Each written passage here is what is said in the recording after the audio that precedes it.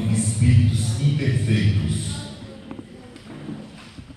Sejam bem-vindos o pessoal da UEL, estudar conosco hoje, terça-feira, no Livro dos Espíritos, na pergunta 101, no capítulo 2, esse, Marcelo? Capítulo 1, livro 2, terceira ordem Espíritos Imperfeitos. Sejam todos bem-vindos ao nosso encontro. Vamos fazer uma oração, pedindo aos nossos mentores espirituais que estejam conosco essa noite e que permeiem a nossa mente, que possamos compreender o estudo que nos é apresentado. Que os nossos mentores espirituais estejam conosco, nos guardem e nos protejam, que possamos hoje aprender um pouquinho mais dessa doutrina de luz chamada doutrina espírita. Como todos sabem, já estudamos um pouco sobre isso. A codificação espírita foi codificada pelo nosso querido irmão Allan Kardec, e o Livro dos Espíritos é um dos livros da codificação. É um livro onde Kardec formulava perguntas e os espíritos respondiam. Então Kardec ele não escreveu nenhum livro. Kardec simplesmente organizou a obra espírita. Essas perguntas eram direcionadas a diversas casas espíritas da época, e à medida que as respostas chegavam, as respostas que coincidiam tornaram-se o Livro dos Espíritos. Dessa forma, recebemos esse livro em 1846, se eu não me engano, se não me falha a memória, foi esse ano que esse livro chegou. Se não foi, perdoe.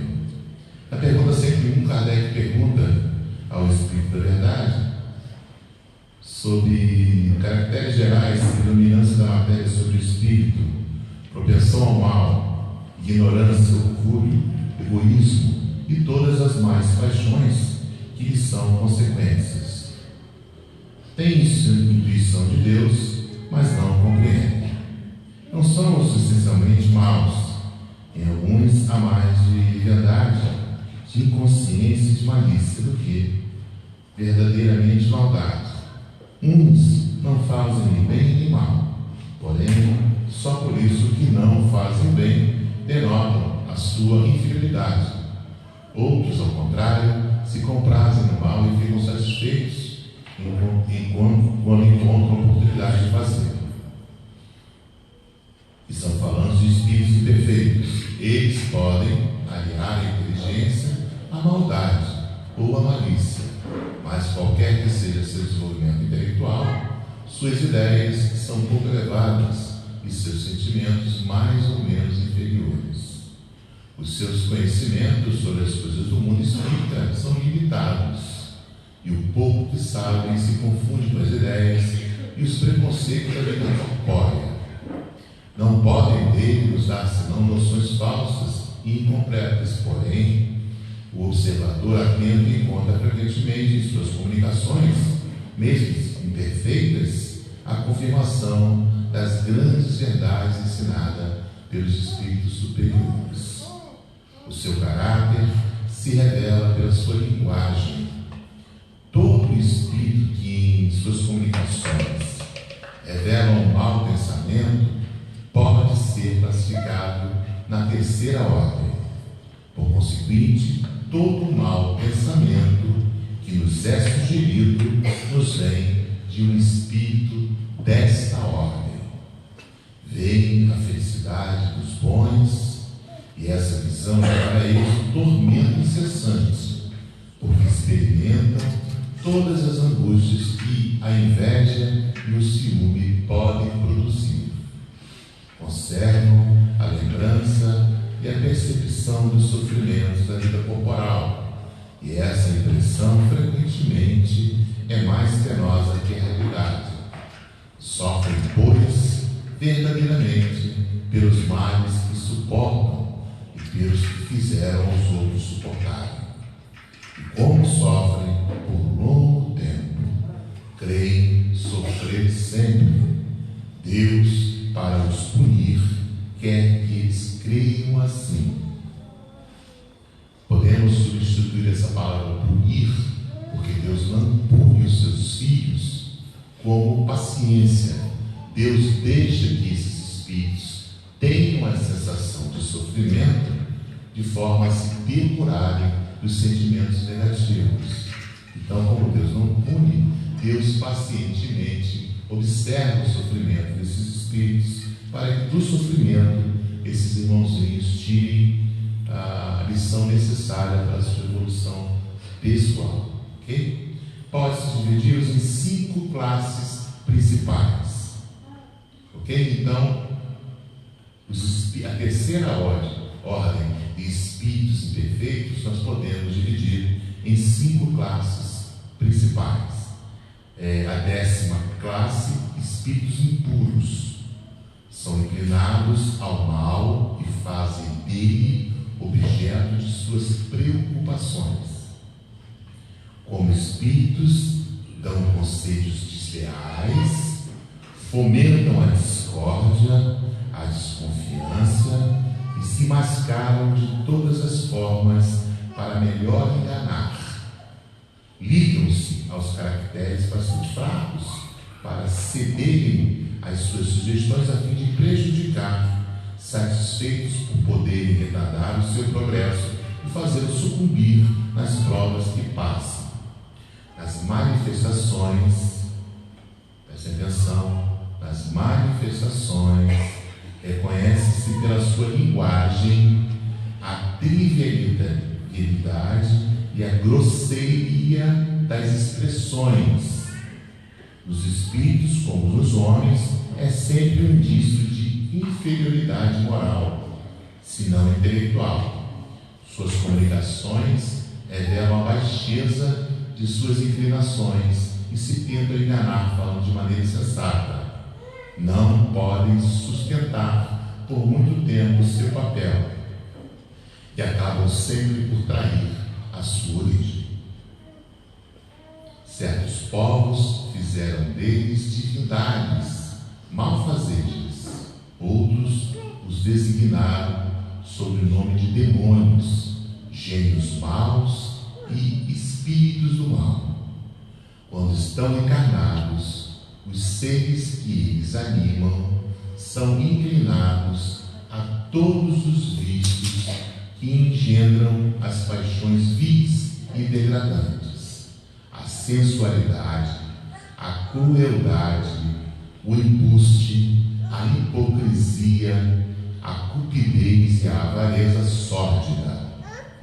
Fazem o mal pelo prazer de fazer, e muito frequentemente sem motivos, escolhendo suas vítimas por ódio que têm ao bem, quase sempre entre as pessoas honestas. São flagelos para a humanidade, qualquer que seja a categoria social a que pertençam, e o verniz da civilização não nos livra do opróbrio e da ignomínia. A 9ª classe são espíritos levianos, são ignorantes, maliciosos, inconsequentes e zombeteiros. Envolvem-se em tudo, respondem a tudo sem se preocuparem com a verdade. Comprazem-se em causas pequenas, em causar pequenos desgostos e pequenas alegrias, atormentando, induzindo maliciosamente ao erro por meio de mistificações e travessuras. A esta classe pertencem os espíritos vulgarmente designados sob o nome de gnomos, duendes, diabretes e trasgos. Estão sob a dependência dos espíritos superiores que frequentemente empreendam-nos como fazemos com os nossos servidores. Nas suas comunicações com os homens, a sua linguagem é algumas vezes espiritual e engraçada, mas quase sempre sem conteúdo. Compreendem os efeitos e o ridículo que exprimem em tiradas mordazes satíricas. Se usam nomes supostos, é mais por malícia do que por maldade. Na 8ª classe de espíritos encontramos os espíritos pseudo-sábios. Seus conhecimentos são bastante amplos creem saber mais do que realmente sabem, tendo realizado algum progresso em diversos pontos de vista. Sua linguagem tem um caráter sério que pode iludir sobre as suas capacidades e suas luzes, mas isso não é o mais frequente, senão um reflexo dos preconceitos e das ideias sistemáticas de vida terrestre. É uma mistura de algumas verdades ao lado dos erros mais obscuros, no meio dos quais se pertence a presunção, o orgulho, a inveja e a obstinação, das quais não puderam se despojar. A sétima classe de espíritos são espíritos neutros. Não são nem muito bons para fazer o bem, nem muito mal para fazer o mal, inclinando-se tanto para um como para outro, e não se elevam acima da condição vulgar da humanidade, tanto pela moral como pela inteligência. Apegam-se às coisas deste mundo, de cujas alegrias grosseiras e saudáveis. Na sexta classe de espíritos encontramos os espíritos batedores e perturbadores. Esses espíritos não formam, propriamente falando, uma classe distinta pelas suas qualidades pessoais. Podem pertencer a todas as classes da terceira ordem. Manifestam frequentemente sua presença por meio de efeitos sensíveis e físicos, tais como pancadas e movimento, e o deslocamento anormal de corpos sólidos, a agitação do ar, etc. Parecem mais do que os outros agarrados à matéria. Parecem ser os agentes principais das perturbações dos elementos do globo, seja que atuem sobre o ar, sobre a água, sobre o fogo, ou corpos duros, ou nas entranhas da terra. Reconhece-se que esses fenômenos não são devidos a uma causa fortuita e física, quando tem um caráter intencional e inteligente. Todos os espíritos podem produzir esses fenômenos. Todos os espíritos podem produzir esses fenômenos. Mas os espíritos elevados os deixam, em geral, como atribuição dos espíritos subalternos, mais aptos às coisas materiais do que às coisas inteligentes. Quando julgam que as manifestações desse gênero são úteis, se servem desses espíritos como auxiliares. Interessante a gente abordar esse texto, porque eu estou escrevendo um livro, e nesse livro me veio uma notícia de que no mundo espiritual existe uma quantidade muito grande, que no mundo espiritual há uma quantidade muito grande de espíritos, 5 vezes mais do que a gente tem na Terra encarnada. A gente sabe que para cada espírito encarnado existe de 5 a 7 espíritos desencarnados. Então, nesse livro que eu estou escrevendo, a gente chega no diálogo, eu trato com o meu mentor, e ele me fala das funções de um mentor espiritual. Ele começa me falando sobre isso no livro, um diálogo entre eu e ele, e eu agradecendo a ele por ser o meu mentor, e ele começa a falar do compromisso que o mentor tem com o seu assistido. E ele fala que ele nos protege, nos guia, nos guarda, nos orienta, nos ilumina, nos vigia, enfim, uma infinidade de tarefas que o mentor espiritual tem para com o seu protegido. E ele fala, eu entro no diálogo, poxa, eu lembro que aquele dia, ele fala, fui eu. Não, naquele dia eu estava triste, não, nós pegamos no colo. Então, quando a gente está triste, a gente está aborrecido, quando a gente está muito chateado, nosso mentor é que nos bota no colo. É ele que nos dá um carinho, nos conforta o coração. Sabe aquele colo quente que a gente recebe às vezes, mesmo sem entender, de repente a gente estava desanimado, daqui a pouco a gente está animado de novo. Esqueci, deixa para lá, né? Quando a gente tem essas sensações, deixa para lá. Foi o nosso mentor que intuiu a gente, deixa para lá. Vem viver, vem ser feliz. Então, nesse diálogo, eu falei, poxa, então está te dando muito trabalho, né? Nossa, imagina você cuidar disso tudo, né? Me guiar, me orientar, me acalentar, me abraçar, me acolher, me auxiliar, me orientar, me aconselhar. E ele fala assim: não é assim, né? Eu não vivo em função de você.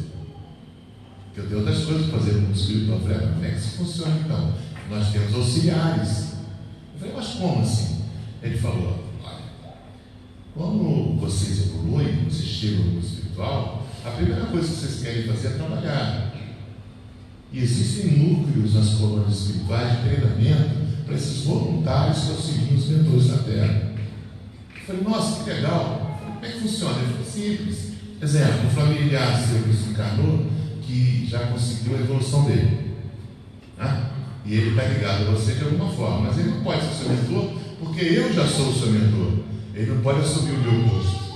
Então o que ele faz? Ele torna-se voluntário da minha equipe para assistir você. Então, no momento que eu não estou, que eu estou resolvendo outro problema, ele está te assistindo para mim. Então, eu achei muito interessante essa explicação, que mostra que quando a gente chega no mundo espiritual, ninguém vai ficar à toa sentado na beira da praia, né? Todo mundo vai querer auxiliar o todo, e usa esse termo. Quando você chega no mundo espiritual, todos que estão aqui estão preocupados em auxiliar o todo, porque à medida que o todo evolui, tudo se torna melhor, a gente pode transcender para outras esferas, para outros planos, outros lugares. É como se fosse um pote que vai enchendo com gotas pequenas. À medida que esse pote vai enchendo de água, fica menos espaço, né, para aqueles espíritos. Então eles são obrigados, eles são levados a transcender para outros mundos, para outros planos, porque a obra já foi feita. Eu achei muito interessante esse diálogo, fiquei muito feliz, porque foi um diálogo que eu travei com o meu mentor, e ele me deu assim, mais alguns ensinamentos, e eu fiquei muito feliz. Eu vou trazer esse livro. O livro se chama assim, Ditando a Luz do Oriente, que é do Cigano Rodrigo, uma nova história dele, a gente vai trazer em breve, para o ano que vem. E o livro já começa assim, ele explicando a função de um mentor espiritual para com o seu assistido. Ele fala da missão dele comigo, mas serve para todo mundo que tem um mentor espiritual, para todo mundo que tem um anjo de guarda. E nessa sexta classe, a gente vê um comentário aqui de Kardec, do Espírito da Verdade, que os espíritos se utilizam de voluntários e subalternos, espíritos que trabalham no todo para auxiliar a obra de Deus. Então, muito interessante a gente ver que no mundo espiritual, quando você chega lá, o mundo espiritual vai estar super povoado, né?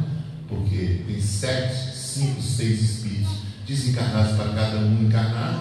Então pressupõe-se que aqui hoje nós temos 100 pessoas, nós temos umas 400 espíritos assistindo essa reunião, ou 500 que estão aqui aprendendo junto conosco, né? Então, quando você chega no mundo espiritual, tem lá um número enorme de espíritos que estão nas colônias se agrupando para auxiliar os mentores espirituais que estão trabalhando aqui embaixo, auxiliando os seus assistidos. Eu achei muito interessante o ensinamento que foi nos passado, e hoje, por acaso, a gente vê falar aqui que os espíritos superiores, eles se utilizam desses espíritos subalternos, que eles chamam aqui, para os efeitos físicos, né, para as coisas mais da terra. Segunda ordem, bons espíritos. 107, né? Caracteres gerais dos bons espíritos, né? Predominância do espírito sobre a matéria, desejo do bem, suas qualidades e seu poder de fazer o bem estão em razão, com o adiantamento que alcançaram. Uns têm a ciência, outros a sabedoria e a bondade. É interessante lembrar isso aqui, deixa eu só voltar lá no meu mentor, no diálogo que eu estou tendo aqui no livro, que ele fala assim como eu te orientei para você ser médico, para estar espírita, nós, mentores, temos a função, temos a obrigação de orientar os nossos assistidos na sua carreira profissional. Então, quando alguém se torna médico, foi porque o seu mentor intuiu a se tornar médico. Quando alguém se torna engenheiro, foi porque o seu anjo de guarda ficou no vidinho dele: engenheiro, engenharia. Sabe aquela vozinha que fala para a gente: faz isso, faz economia, faz direito, faz medicina. É o nosso anjo de guarda, é o nosso mentor. Ele também tem essa função. Não passa por aqui, não vai hoje, não entra nessa rua, não gosto dessa roupa. Tudo é ele. Não casa com essa mulher. Casa com essa mulher. Né? Tudo é o nosso mentor. Tá? Ficou lindo esse diálogo no livro, que ele manda tudo isso aí. Até nisso a gente recebe essa influência espiritual, né? Até nisso. Quando a gente vai escolher a nossa esposa, ele fica em casa com ela, a gente boa. Sai fora. Bom, então vamos aqui antes, gente. Não estando ainda completamente desnaturalizados, eles conservam ainda mais ou menos, segundo a sua categoria, os traços de existências corpóreas, seja na forma de linguagem, seja nos seus hábitos, onde se descobrem mesmo algumas de suas manias. De outro modo, seriam espíritos perfeitos.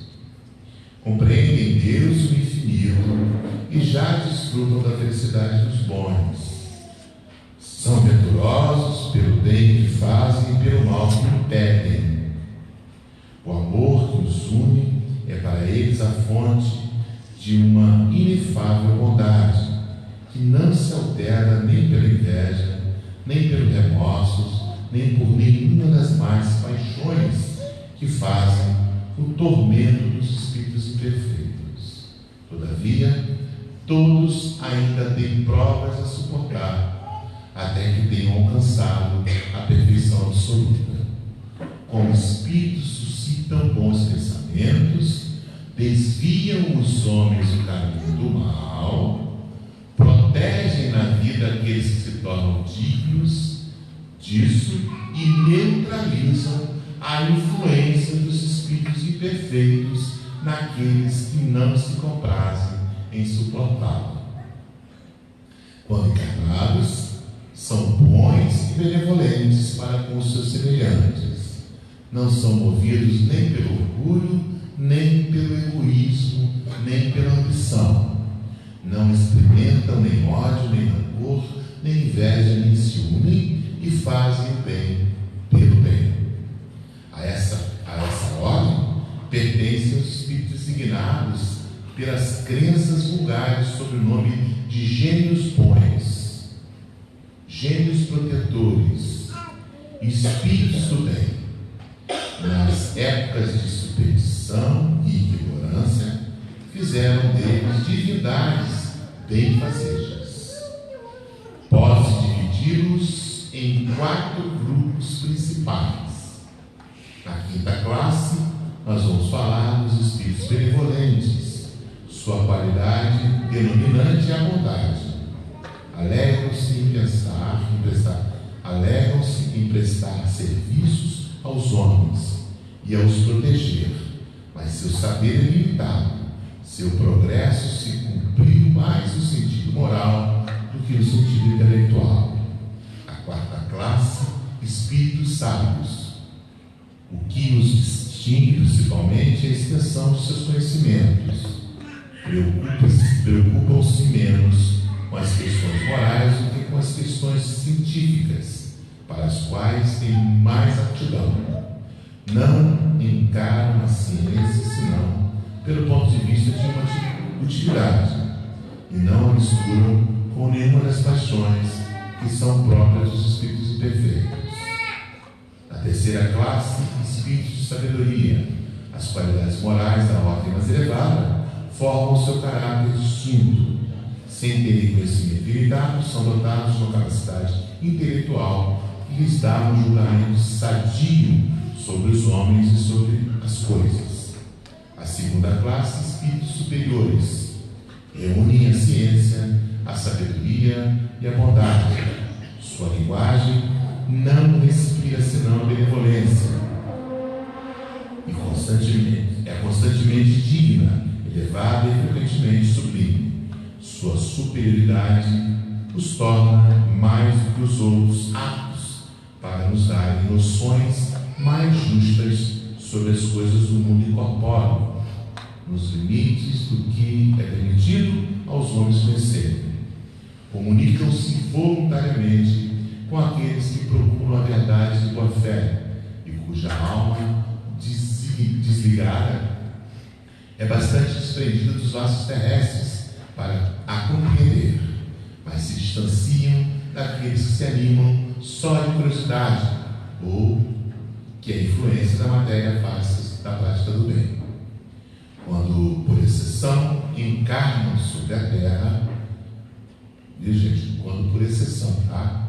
Encarnam sobre a terra e para nela cumprir uma missão de progresso e nos oferece, então, um modelo de perfeição que a humanidade pode aspirar neste mundo. Na primeira ordem, nós vamos falar dos espíritos puros. Caracteres gerais: a influência da matéria nula, superioridade intelectual e moral absoluta em relação aos espíritos das outras ordens.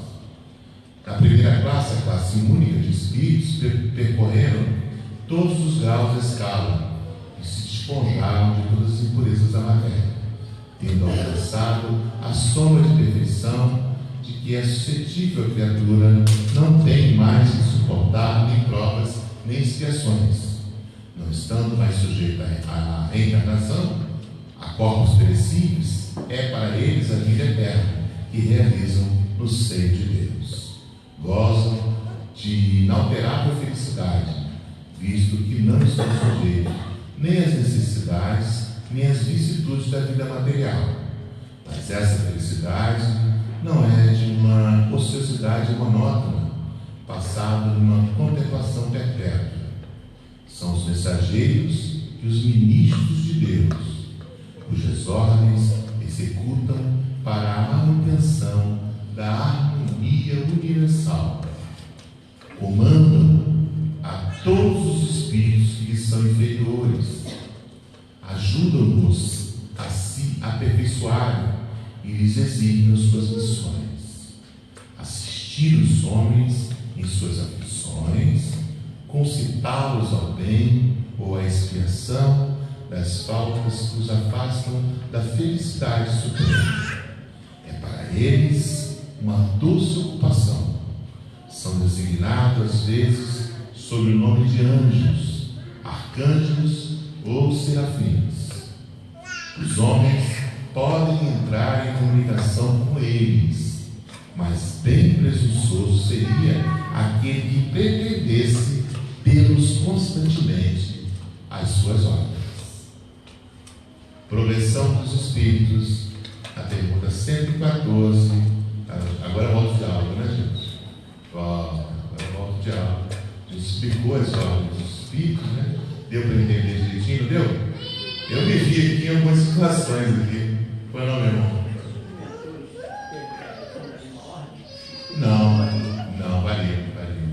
Nós temos mentores já, por exemplo, nós temos o irmão Daniel aqui, né? Que é o presidente da Colônia da Caridade, e a gente vê claramente que é um espírito mais elevado do que o Rodrigo, por exemplo, né?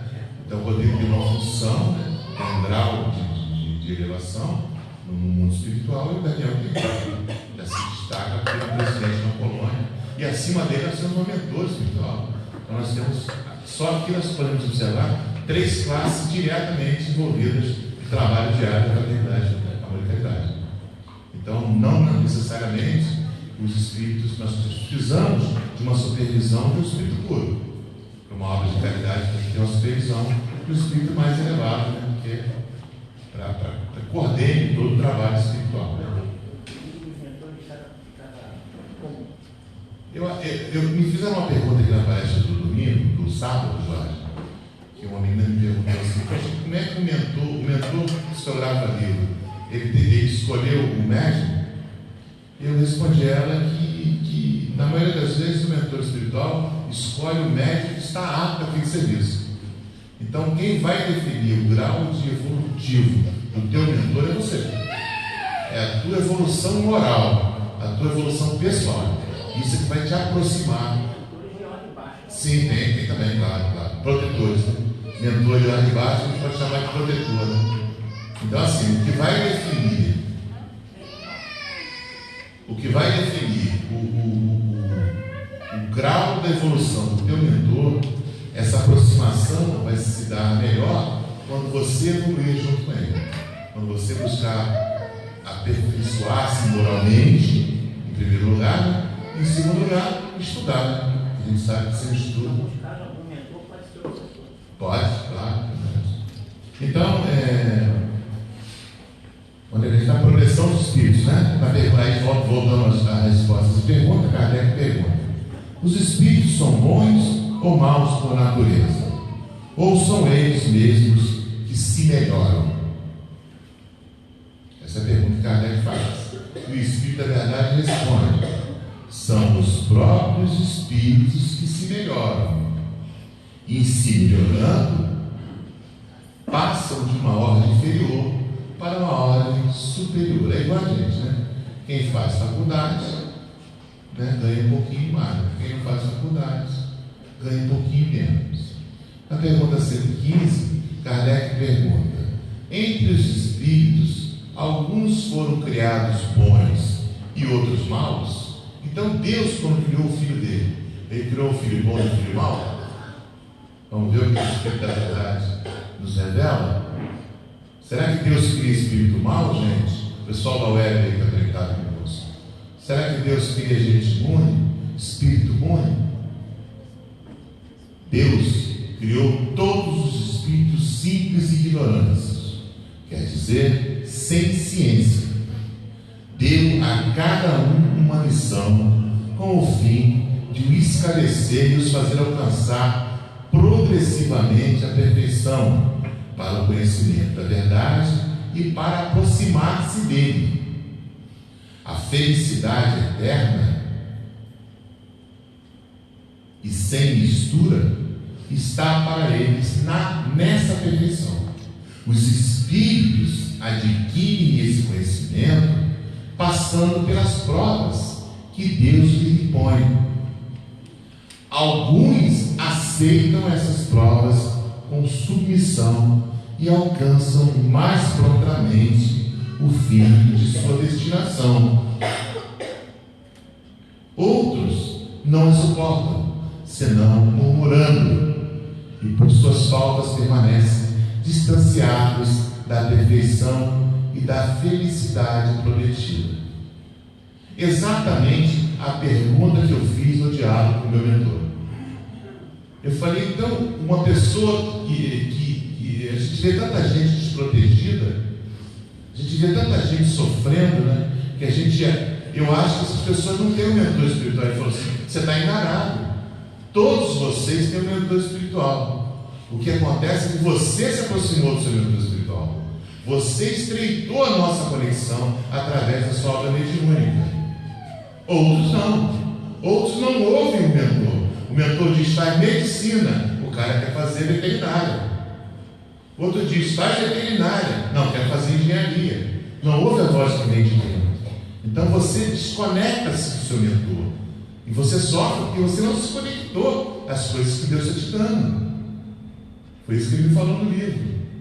Não adianta eu falar para você: você tem que ser médico, você tem que explicar sua vida à caridade, você tem que ouvir, você tem que passar por isso. Não esmoreça, vamos em frente. Se você não me ouvir, como eu vou te auxiliar? Se você não ouvir o seu mentor, né? Então a gente tem que ouvir essa vozinha que fala dentro da gente o tempo todo, que é Deus. É a voz de Deus nos falando. Não faz isso. Meu filho, vai para aqui. Não usa essa roupa. Não vai hoje. Não faz agora. Não joga essa pedra. Não atira esse pau.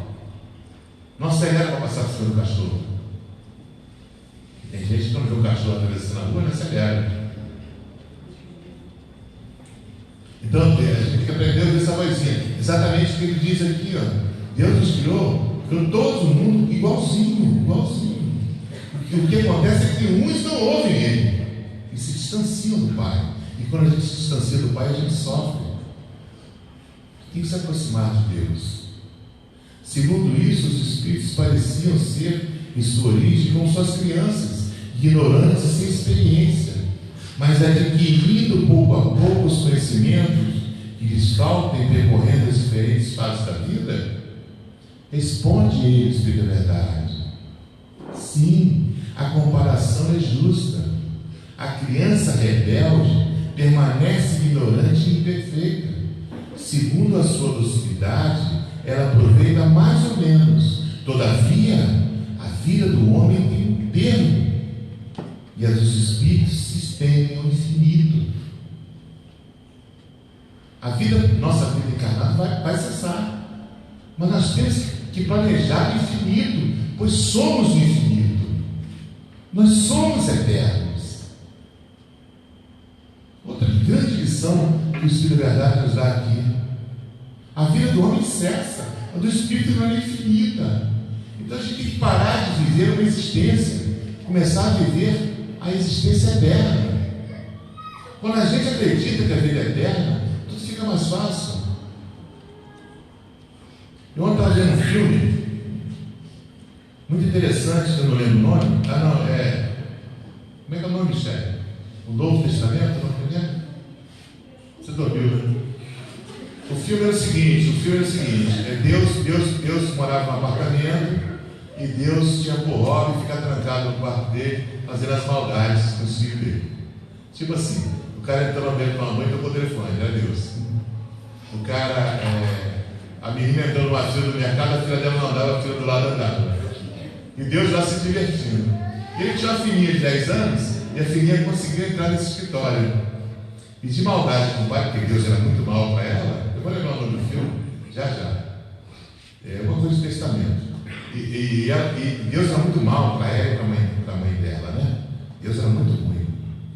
E aí ela conseguiu pegar a chave do escritório do pai, do quarto do pai, entrou no quarto, foi no computador e botou a data de validade de todo mundo. Deu enter no computador. Aí todo mundo recebeu um SMS assim: você tem tantos dias de vida, tantos anos, tantos segundos. E era o cronômetro. E era o cronômetro que ficava no celular. Ai, meu Deus do céu, morri em 15 segundos. Ai, morri 1 hora. E aquele cronômetro ia terceirando, né? E o mundo parou, porque as pessoas pararam de trabalhar. Quando as pessoas tomaram consciência da existência que ele tinha, uns tinham 24 dias, outros tinham 24 anos. Engraçado que tinha uma cena legal, tinha um garoto que tinha 84 anos de vida, ele se jogava na janela. Ele falava: vou provar porque Deus está errado. Aí você atirou no prédio, caiu em cima do cara, matou o cara. Ele estava programado para morrer, muito caralho. E ele, não satisfeito, subiu uma ponte, pulou, passando um caminhão embaixo de areia, caiu na areia. Imagina que todos nós tivéssemos esse cronômetro agora na mão. Se você soubesse agora quanto tempo você tem de vida. Engraçado que tinha um desses caras que ele falou, quando ele recebeu, ele falou assim: nossa, eu tenho 6 anos e 22 dias, eu tenho 30 mil euros na poupança, divide, posso gastar 200 por dia. Foi para a rua gastar o dinheiro que ele tinha na poupança. Imagina se todos nós tivéssemos essa certeza. Certeza nós temos que vamos desencarnar, mas se tivéssemos o dia, a hora e o segundo que nos restam de vida ainda, acho que todos nós pensaríamos diferente. Muitos de vocês amanhã iriam trabalhar e ir para a praia. Ah, vou morrer mesmo? Vou para a praia. Porque a gente acha que a gente nunca vai morrer. A gente trabalha, vive, curte, passeia, mas a gente acha que a gente não vai desencarnar. A gente não pensa nessa possibilidade. Porque a gente continua juntando dinheiro, comprando apartamento, comprando casa. E a cada segundo perdido é um segundo a menos na vida. Então seria, achei muito interessante se todos nós tivéssemos essa consciência. E quando você tem a consciência de que você é eterno, você passa a gastar o dinheiro da poupança. Porque o dinheiro da poupança vai ficar no mundo material. Para o mundo espiritual você vai levar o que você aprendeu, o que você cresceu, o que você amou, o que você dedicou, o que você estendeu. O abraço, o sorriso, o calor, o desculpa, o me perdoe, o eu te amo. Isso é que você vai levar para a vida espiritual. Então, quando a gente passa a pensar e acreditar que Deus não mata nem filho, que a gente vai viver eternamente, as coisas ficam bem mais fáceis. Bem mais fáceis. Então, na pergunta 116, Kardec pergunta: há espíritos, olha a pergunta interessante, que permanecerão perpetuamente nas ordens inferiores? Ou seja, há espírito que vai sofrer a vida inteira, pela eternidade, que nunca vai evoluir? Não, responde o Espírito da Verdade, não. Todos se tornarão perfeitos. Olha que resposta. Todos se tornarão perfeitos. Eles mudam, mas lentamente. Esses espíritos vão aprender mais lentamente. Porque, como já dissemos outra vez, Um pai justo e misericordioso não pode banir eternamente seus filhos. Pretenderia, pois, que Deus, tão grande, tão bom, tão justo, fosse pior que vós mesmos? Não dá para acreditar num Deus que vai matar a gente, ou que vai me punir, ou que vai me manter uma eternidade de sofrimento. Não dá para acreditar nesse Deus. Na pergunta 117, Kardec pergunta: depende dos espíritos apressar seu progresso para a perfeição? Depende dos espíritos apressar seu progresso para a perfeição? O que depende da perfeição? Depende só de mim? Certamente. Eles a alcançam mais ou menos rapidamente, segundo o seu desejo e sua submissão à vontade de Deus. Uma criança dócil não se instrui mais rapidamente do que uma criança insubmissa?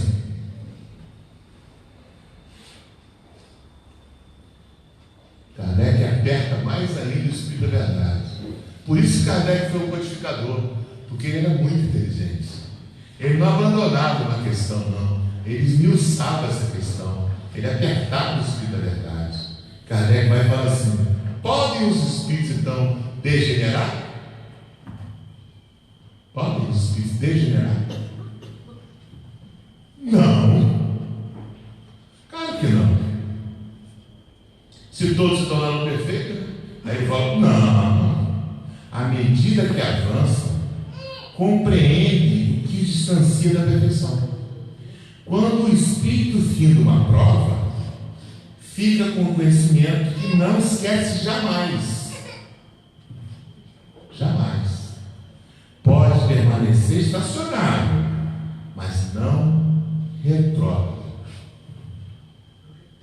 Ninguém anda para trás. Nem caranguejo. O pessoal pode caranguejo na batalha, não anda de lado.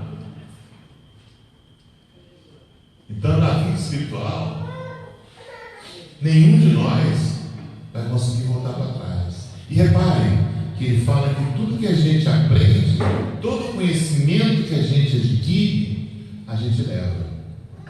Isso vai somando, vai se somatizando a nossa existência. Por isso que muitos de nós são eletricistas sem ter estudado eletricidade. Por isso muitos de nós temos capacidade, por exemplo, de tocar violão sem nunca ter estudado música. Uma criancinha, por exemplo, de 5, 6, 7 anos, senta no piano e toca o Beethoven inteiro. Como explica, né? Lembrança de vida anteriores, não tenho dúvidas disso. Como ele diz aqui mesmo, que tudo que a gente aprende se somatiza à nossa existência. Ok? Na pergunta 119, Kardec pergunta: Deus não poderia isentar os espíritos das provas que devem se portar para alcançar a primeira ordem? Deus poderia ter criado todos nós perfeitos, né? Que graça que teria, né? Não teria graça nenhuma. Imagina, já nasceu perfeito. Não tem graça, né, Deus? Legal é que a prova, né, tem dificuldade de alcançar. É tão legal quando você vence uma prova, uma Olimpíada e ganha a medalha de ouro. Não é legal? É legal quando você faz o gol, o Fla-Flu, e o teu time ganha. Não é legal? Não é legal vencer pelos seus próprios méritos? Não é legal terminar uma faculdade e passar num concurso público? Não é legal? Não é legal você se esforçar e passar para o UF, o ERD, etc, etc? Não é legal? Não dá aquele calorzinho por dentro, assim, aquele sorriso no coração? É isso que Deus quer dos seus filhos. E os nossos corações sorriam, né? Então Deus não poderia isentar os espíritos das provas que devem se portar para alcançar a primeira ordem? Aí o Espírito da Verdade responde: se eles tiverem sido criados perfeitos, seriam sem mérito para desfrutar os benefícios dessa perfeição. Se você tivesse sido criado perfeito, qual seria o mérito de conquistar a perfeição? Nenhum. Você já nasceu perfeito. Onde estaria o merecimento sem a luta? Aliás, a desigualdade que existe entre eles é necessária à sua personalidade. E depois a missão que eles cumprem nesses diferentes graus está nos exílios da providência para a harmonia do universo. Eu, por exemplo, preciso do mecânico para consertar meu carro. Eu preciso do cara que fabrica o pneu. Eu preciso do cara que inventou a borracha. Eu preciso do cara que inventou a roda, que inventou a engrenagem. Tudo se soma, se somatiza às coisas de Deus. Sozinhos não somos ninguém. Nós precisamos uns dos outros. E precisando uns dos outros, a gente vai evoluindo. A gente faz essa soma do universo. Visto que na vida social todos os homens podem alcançar as primeiras posições, igualmente se poderia perguntar por que o soberano de um país não faz generais de cada um dos seus soldados. Porque todos os empregados subalternos não são empregados superiores. Porque todos os estudantes não são mestres. Ora, há essa diferença entre a vida social e a vida espiritual, que a primeira é limitada e não permite sempre alcançar todos os graus, enquanto que a segunda é indefinida e deixa a cada um a possibilidade de se elevar ao grau mais supremo. Você imagina se tivesse um exército só de generais? Quem ia limpar a latrina? Quem iria varrer a calçada? Não é? Na pergunta 120, Kardec pergunta: todos os espíritos passam pela fileira do mal para chegar ao bem? Todo mundo aqui já foi mal para virar uma pessoa do bem? Não pela fileira do mal, mas da ignorância. Pergunta 121. Por que certos espíritos seguiram o caminho do bem e outros seguem o caminho do mal? Kardec é bom nas perguntas, né? Não é, gente? Não tem ele seu livre-arbítrio? Responde o Espírito da Verdade. Deus não criou espíritos maus, os criou simples e ignorantes, quer dizer, tendo um tanto de aptidão para o bem, quanto um tanto de aptidão para o mal. Aqueles que são maus, assim se tornaram por sua vontade.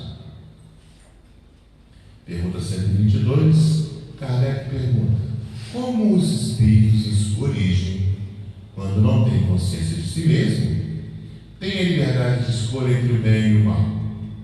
Existe neles, um princípio, uma tendência qualquer que os leve antes a um caminho do que ao outro? O livre-arbítrio se desenvolve à medida que o espírito adquire a consciência de si mesmo. Não haveria mais liberdade se a escolha fosse determinada por uma causa independente da vontade do espírito.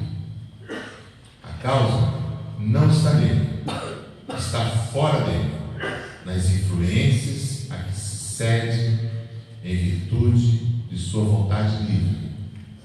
É a grande figura da queda do homem e do pecado original. Alguns cederam à tentação e outros simplesmente resistiram. De onde provêm as influências que se exercem sobre ele? Dos espíritos imperfeitos que procuram se apoderar dele, o dominar e que se alegram em fazer sucumbir. Foi isso que se quis pintar na figura de Satanás. Essa influência não se exerce sobre o espírito senão em sua origem? Pergunta Kardec. Ela o segue na sua vida de espírito, até que tenha de tal modo domínio sobre si mesmo, que os maus desistam de o obsidiar. Na pergunta 123, Allan Kardec pergunta: por que Deus tem permitido que os espíritos possam seguir o caminho do mal? Deus poderia fechar a porta do caminho do mal, né? E deixar que todos nós seguíssemos só pelo caminho do bem. Deus poderia orientar todos os nossos mentores a não só nos convencer a ir pelo caminho do bem, que é isso que eles fazem diariamente em nossas vidas, mas impor a nós o caminho do bem. É isso? Então Kardec pergunta: por que Deus tem permitido que os espíritos possam seguir o caminho do mal?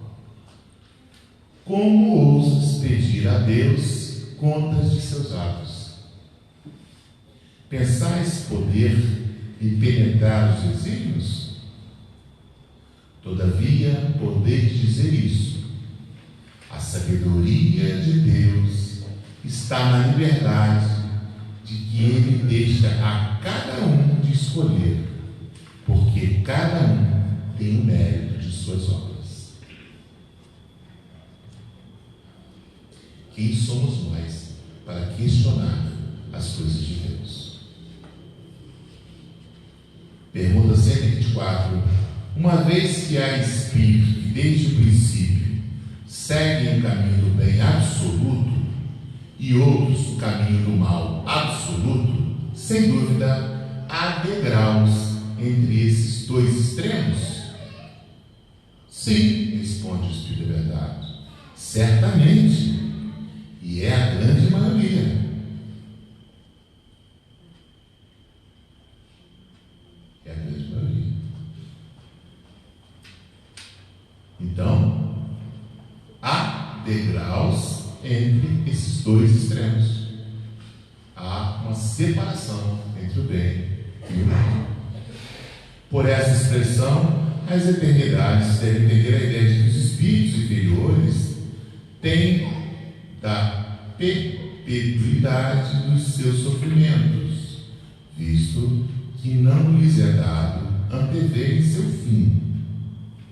E essa ideia se renova em todas as provas nas quais eles sucumbem. Pergunta 126, Kardec pergunta: os espíritos que alcançaram o grau supremo depois de passarem pelo mal têm menos méritos do que os outros aos olhos de Deus? Deus contempla os transviados com o mesmo olhar e os ama todos do mesmo coração. São chamados maus porque sucumbiram, não eram antes, senão simples espíritos. A pergunta 127, Kardec pergunta: os espíritos são criados iguais em faculdades intelectuais? Deus cria um espírito mais inteligente e outro mais burro? Será? A resposta do Espírito é verdade. São criados iguais, mas não sabemos de onde vêm. É preciso que o livre-arbítrio tenha o seu curso. Progridem mais ou menos rapidamente em inteligência quanto em moralidade. Os espíritos que seguiram desde o princípio o caminho do bem não são, por isso, espíritos perfeitos.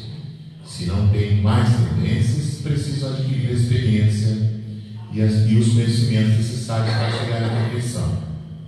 Podemos compará-los às crianças que, qualquer que seja a bondade de seus instintos naturais, têm necessidade de se desenvolverem, de se esclarecerem e que não chegam sem transição da infância à maturidade, à madureza.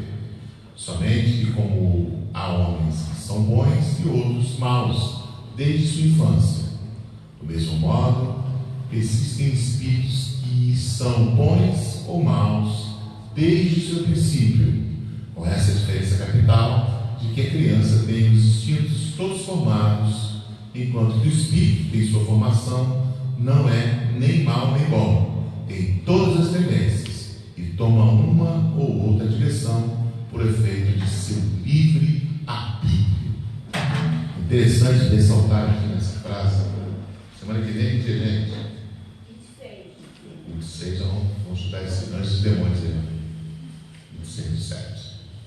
Interessante ressaltar aqui que Deus Deus é tão bondoso que Ele nos concedeu o livre-arbítrio para que nós possamos sempre escolher o caminho, né? O caminho bom, o caminho bom.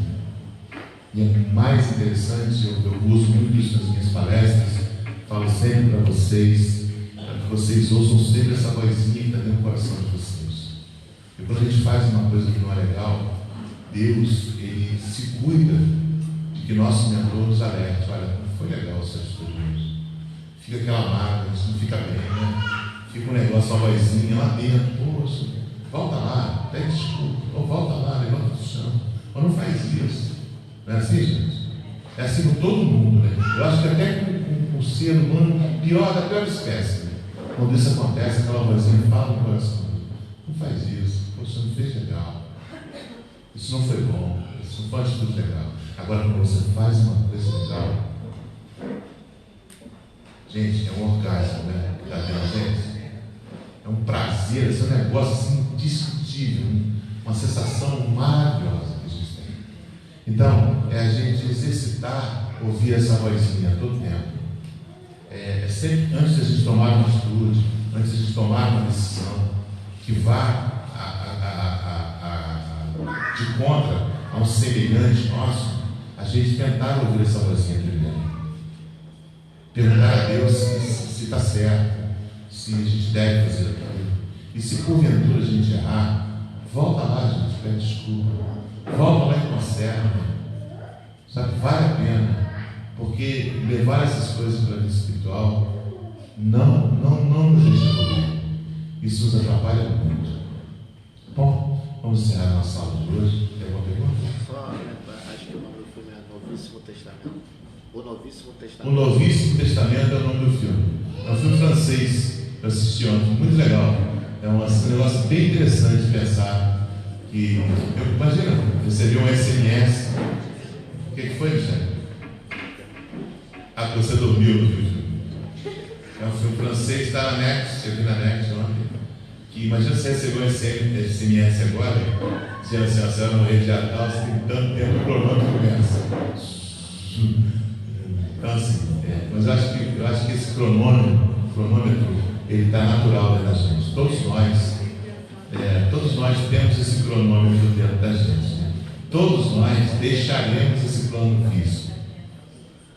Nós temos que começar a viver uma experiência espiritual, deixar de viver a experiência material, porque a experiência material vai se findar. Não tem jeito.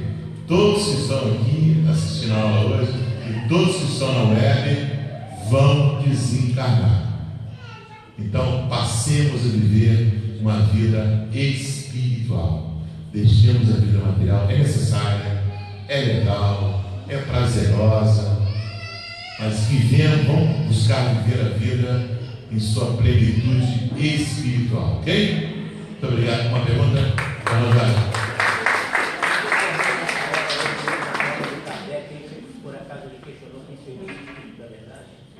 Ah, não, fala.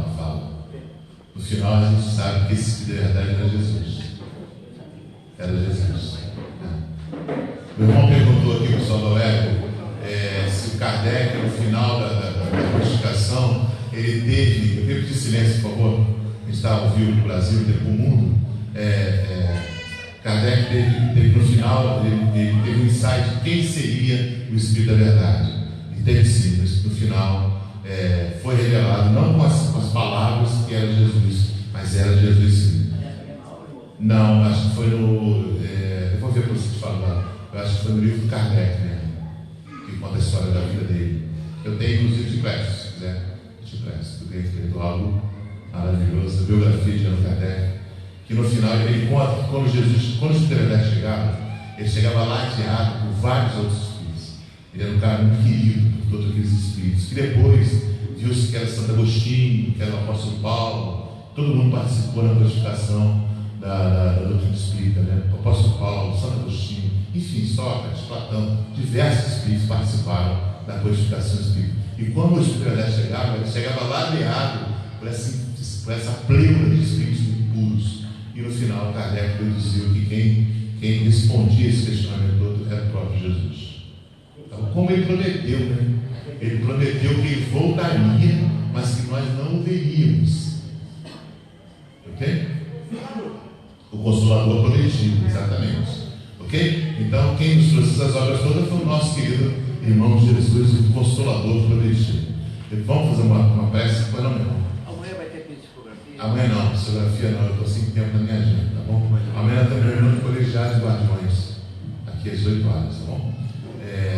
Vamos fazer uma prece, agradecer a esse encontro maravilhoso que Jesus nos proporcionou essa noite. Olha quanta alegria no meu coração hoje, de ver a minha mãe menino que se encarnou, aqui se refazendo, né, minha irmã? Esse mesmo, esse é o caminho. Rodrigo, esse é o caminho, dá força aí, vamos junto. Ninguém morre, viu, minha irmã? Teu filhinho está num lugar legal, daqui a pouco se abraçando ele de novo, está todo mundo bonito, tá bom? É importante a gente acreditar nisso, porque Deus não mata seus filhos, né? Não tem punição. Um dia você vai saber a resposta, por que teu filho te deixou tão cedo, tá bom? Um dia, quem sabe ele mesmo te abraça e te diz, né? Tá? Então, assim, eu agradeço demais esse encontro, essa noite maravilhosa. Gente, olha, é a parte que eu mais gosto, é a hora que eu fico mais feliz, é quando eu consigo dividir com vocês essas experiências, a gente possa aprender junto, estudando a palavra de Deus, né? Com tanta propriedade, com tanta sabedoria. Eu quero agradecer aos nossos mentores espirituais por esse encontro, pedir aos nossos mentores que nos dêem uma semana muito abençoada, que possamos estar guardados pelos nossos amigos do mundo espiritual, na nossa empresa, no nosso trabalho, na nossa família, e os nossos filhos que estão indo para a escola, indo para a faculdade, recebam a proteção desses anjos de Deus também, né? E que possamos continuar nessa obra de Deus, pregando a palavra do Evangelho, que Deus nos permita ter saúde, bastante saúde, para levar essa palavra a muitos corações. Amém? Jesus, muito obrigado a todos. Obrigado ao pessoal da web pela audiência. Voltamos na quinta-feira, pessoal da web, às 20 horas, na minha página. Obrigado, Deus. Obrigado, gente. Obrigado a todos.